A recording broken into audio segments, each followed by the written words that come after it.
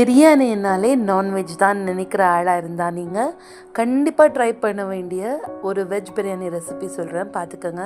ஒரு குக்கர் எடுத்துக்கோங்க, ஆயில் எடுத்துக்கோங்க, அதுக்கு பலாவ் ஸ்பைசஸ் எல்லாம் போட்டுட்டு ஸ்லைஸ் பண்ண ஆனியன்ஸை போட்டுருங்க.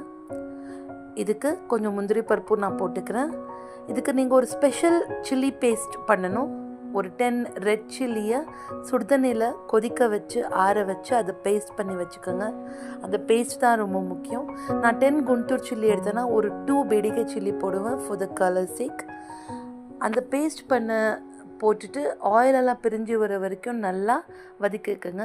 அதுக்கு தேவையான காய்களெல்லாம் போட்டுக்கோங்க. உங்களுக்கு விருப்பப்பட்ட காய் எல்லாமே போட்டு நல்லா ஃப்ரை பண்ணிக்கோங்க. அது ஃப்ரை பண்ணிகிட்டே இருக்கும் போது சோயா சங்கை எடுத்து நான் இங்கே சுடுதண்ணியில் ஊற வச்சுருக்கேன். ஒரு 10 to 15 மினிட்ஸ் போல் ஊற வச்சுருக்கேன். அதுவும் இருக்கட்டும். இப்போது இந்த குக்கருக்கு ஒரு சாப் பண்ண ஆனியன், கொஞ்சம் பெருசாக சங்காக கட் பண்ண டொமேட்டோ ஒரு 4 போட்டுக்கோங்க. கறி லீஃப் போட்டுக்கோங்க. அப்புறம் நான் இங்கே ஒரு டொமேட்டோவை சாப் பண்ணி போட்டிருக்கேன், ஒரு டொமேட்டோவை பியூரி பண்ணி போட்டிருக்கேன். அதெல்லாம் போட்டு அந்த டொமேட்டோ ஸ்மெல்லெல்லாம் நல்லபடியாக போகிற வரைக்கும் ஃப்ரை பண்ணிக்கோங்க. இந்த ரெசிபிக்கு தேவையான இந்த கிரேவிக்கு தேவையான அளவுக்கு உப்பு மாத்திரம் போட்டுக்கோங்க, பாதி உப்பு போட்டுக்கோங்க. இப்போ சோயா நல்லா ஊறிடுச்சு, அதை நான் ஃபில்டர் பண்ணி வச்சுட்டு கொஞ்சம் எக்ஸஸ் வாட்டரெல்லாம் நல்லா ப்ரெஸ் பண்ணி எடுத்துட்டேன். குக்கருக்கு இங்கே சைடில் கொஞ்சம் கொரியாண்டர் லீஃபும் கறி லீஃபும் போட்டு தாளிச்சிட்ருக்கேன்.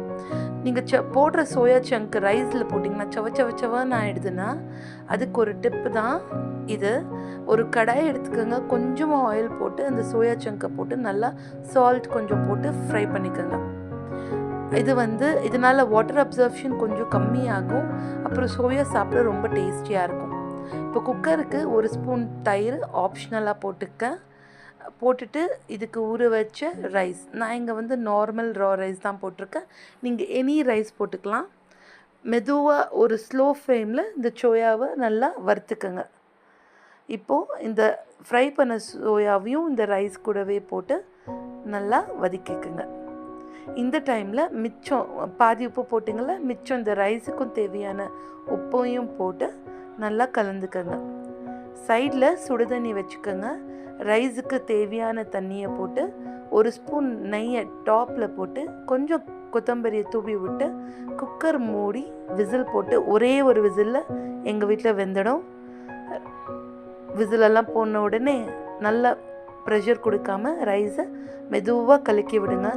எவ்வளோ பியூட்டிஃபுல்லாக கலராக அரோமாவாக இருக்குது தெரியுமா?